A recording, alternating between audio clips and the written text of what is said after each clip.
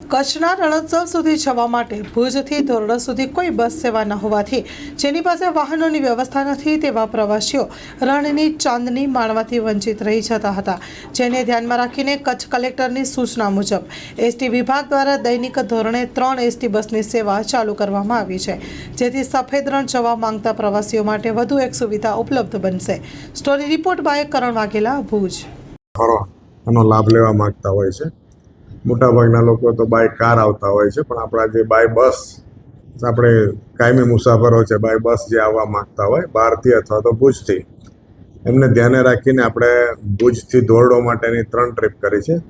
સવારે 8:30 છે, બપોરે 1 વાગે છે અને 2:30 વાગે છે એ ભુજથી ધોરડો જવામાં છે।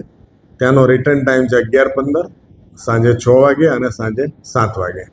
આ રીતે એ લોકોને સનસેટ જોઈન્ટ અને સાંજે પાછા આવી શકે એ રીતનું આપણે એક આયોજન કર્યું છે।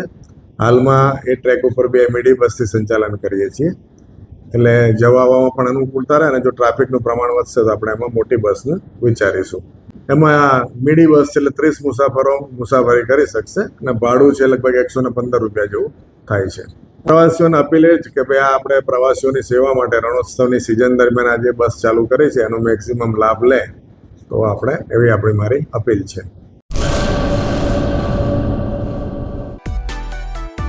માં motor driving, safe and sure driving.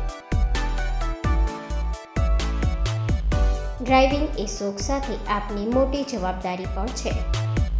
અમારા ઇન્સ્ટ્રક્ટર દ્વારા સચોટ અને સરળ માર્ગદર્શન, આપની રોજની તાલીમની માહિતી મેળવીને શું અધુરાશ છે એના ઉપર પૂરું ફોકસ કરાય છે।